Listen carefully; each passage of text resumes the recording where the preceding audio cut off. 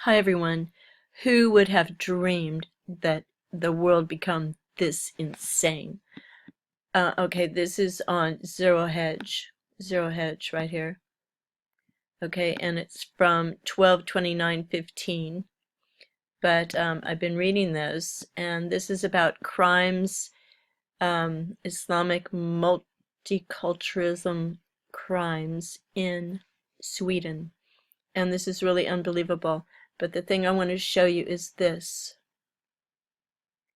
November 9th, 2015, social commentator and whistleblower Merit Wager revealed on her blog that administrators at the Immigration Service had all been ordered to accept the claim that an applicant is a child if he does not look as if he is over 40. Okay, now the shocking thing about this is that Muslims and people who want to beat the system, they know this now, and they will use it. A staggering 32,180 unaccompanied refugee children had arrived during 2015 by December 1st. Since then, another 1,130 have come, and the government finally decided to take action. Okay, if its proposition is approved by Parliament, okay, maybe it hasn't been approved, everyone who looks adult age will be forced to go through a medical age determination procedure. One of the reasons Sweden stopped doing these in the first place was that pediatricians refused to take part in them. They said the procedures were unreliable. So asylum seekers can just come over without passports, without papers, and say they are underage. Anyway, all these reports here of crimes, murders, and everything are really shocking. And most of them are done by people around age 30. I'd say around 30. Some younger kids also kind of killing each other, raping, beating, all this sort of stuff. But one guy, these two guys, I did look up the name, these two. I looked up Al-Amin Sultan, 30. So they are regular Swedes, and they went to Syria and beheaded some people gleefully, and they're proud of it. And anyway, so looked him up, and here is this page. Okay, so these are Swedes. A lot of Swedish people look like this now, with and no problem with the skin color, but the weapons, kind of weird. Okay, now here is the site that I was checking out, December 14th, 2015. Of course, they are appealing everything. They're appealing their judgment. See if I can get this to go smaller. Can't really. Anyway, here it is. Hassan al-Mandlawi and Al-Amin Sultan sentenced to life. Okay, so they came over as a child, got Swedish passports, but what I want to show you, the perpetrator's motive behind the executions was also to violate the entire group that they call infidels. Well, that's us, and those are the hosts of the country that they live in. So, but here's a scary thing down here. Okay, they have some other posts, and I read this. Okay, now this one is quite a shocker. No prosecution for the kid who murdered this boy. And what happened is this boy, okay, they went to this school right here. Here's the site I'm on, right here. It's a WordPress. It's called Nuntius Sweden, WordPress.com. And he was hassling a girl, and this boy defended her, and his honor was, um, you know, oh, what's the word? I forgot. Anyway, stabbed. His honor was stabbed, so he had to stab someone else. Anyway, so he killed that kid up there who was, I don't know how old he was, but he's going free because he claims to be 14 at the time. And in Sweden, if you're 14, then nothing happens to you. You can kill people and you won't be prosecuted. So, the minimum age at which a person in Sweden can be charged for criminal offense is 15. Oh my goodness. So, and this kid came from Lithuania. He was in cold blood, stabbed in the back, and he died of his injuries because the Syrians sexually harassed a Swedish girl at school. The murderer's father blames the school. The school did nothing to help him and reestablish his honor. Instead, my son had to meet this kid, Arminus, every day in school. It made him very upset, said the murderer's father in connection with the murder. So, it's the school's fault. The boy had a right to reestablish his honor, kill this kid, stab him in the back, and go free. So, if you go back, if you read this site here, Zero Hedge, and this whole list, and click on some of these things, you are going to be shocked what they're doing. They are opening all kinds of centers, asylum centers, turning spas into asylum centers, and it's too good for them because I don't think they're comfortable in those good surroundings. Another one is, it's not in their comfort zone, it's not in their thermostat. And another one was,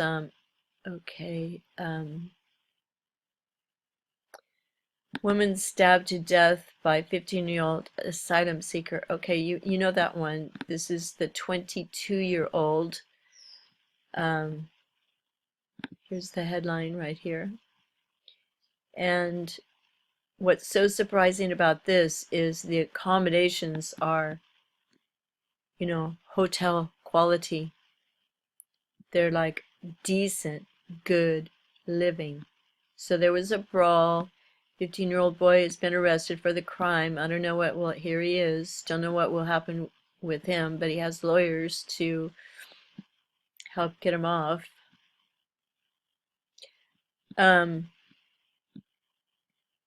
Here's the residential care home where the attack occurred. Accommodates 10 unaccompanied children and youths aged 14 to 17 years.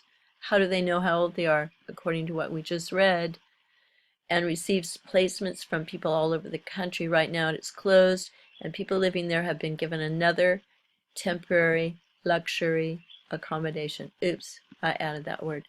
As well as help with crisis management. The rest of the staff has also been given help with crisis management. So here it is. Here's a nice bed, little, end table, desk, has Wi-Fi. The house is a former hotel building, but is now run by HVB Living Nordic, and these places get money from the government to do this. So here it is. I mean, it's not shabby. You wouldn't be ashamed to say, hey, this is where I'm staying. Got my own room. Their own furnished room with bed, desk, TV, Wi-Fi, and their own WC shower. Public areas, kitchen for every 5 residents, dining room, TV, common room, and large garden. But, people are stressed out. They're coming from these backgrounds. And, what goes on inside the mind Well, that's taken everywhere, and these clinical surroundings that look so nice and everything doesn't mean a thing, really. People have mental issues with what they believe and what they must do, and to get rid of the infidels. Okay, so here young people can stay until they are 18 years old or mature enough to move into their own accommodation. So maybe that would be 17, or maybe they can stay there till they're 35. Staff are here to help and guide young people in their everyday life. That's nice. Okay, it's centrally located and it's walking and listen to this, walking and biking distance to downtown schools, health centers, and communication. In the neighborhood, there's access to sports clubs, recreational activities, and indoor swimming pools. Well, we know what happens there. The central location provides excellent opportunities for active recreation for residents. Well, not all of the people who stay here are like this, but it does sort of taint the image of the place. Does he look 14? Is that how old he is? Oh, he's 15.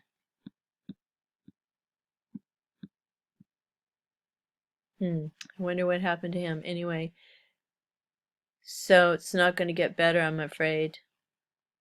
It's going to get worse and worse and worse because this is just the truth. It's not letting up.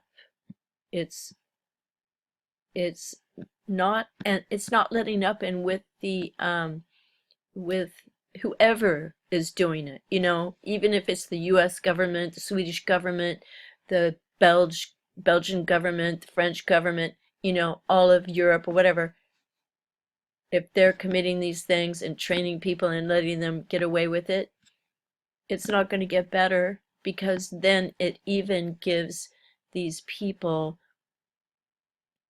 it emboldens them. And maybe that's what the facilitators like Barbara Lerner Spector, George Soros, all these people that are behind the scenes orchestrating it, this is what they want, really. So what can we do? But you read these crimes here, they're horrific. Raping a woman on a night train, and some of these people they've been trained. For example, this woman right here,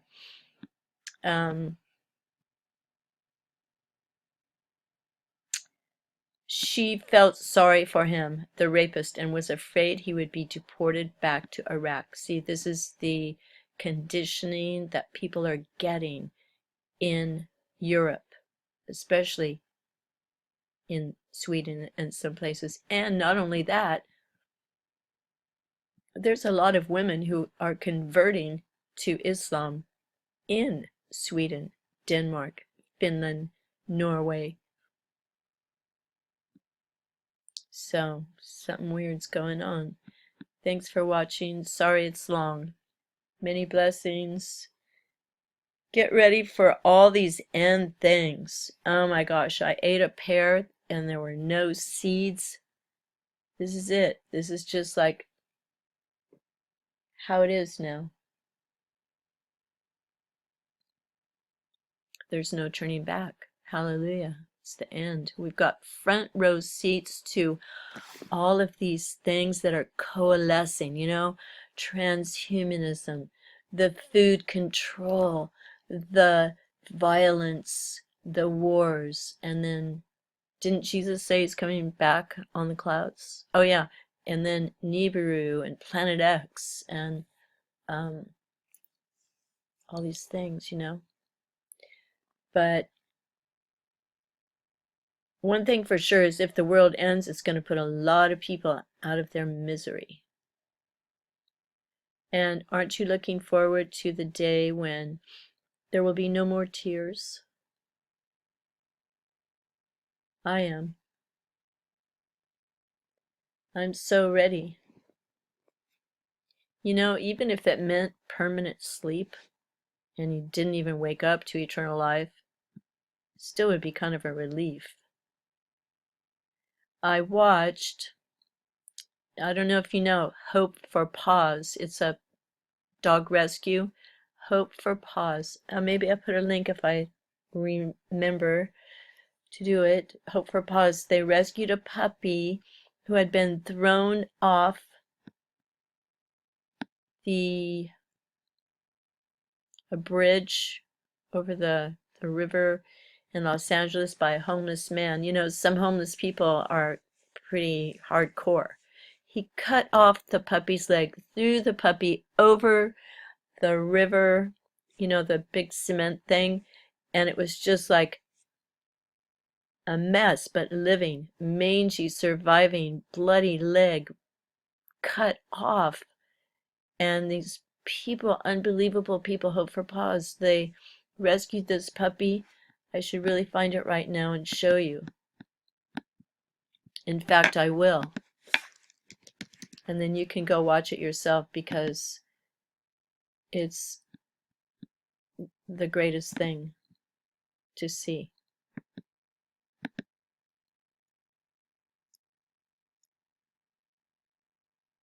Well, let's just make this really long. Hope for Paws. Jordan. That's his name.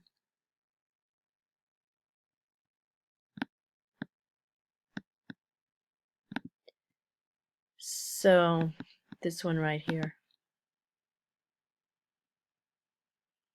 So it's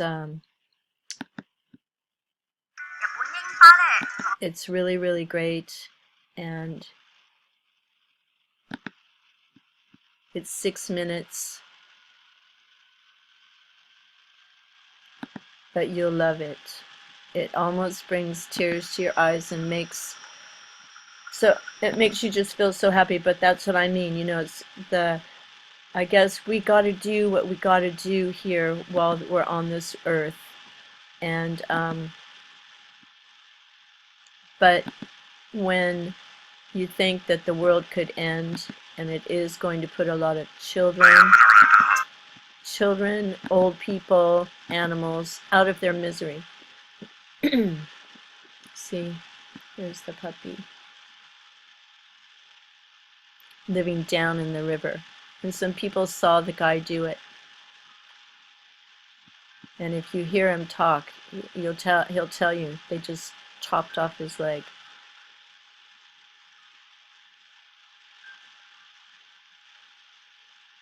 See that? Now look. You can't believe what he transformed into.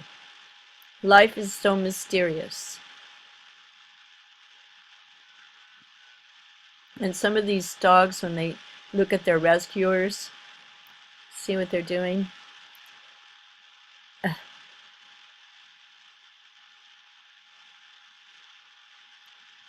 And now he's changing. He's becoming a new personality. And now watch. There he is. And watch him run around. He's got his Hawaiian shirt on.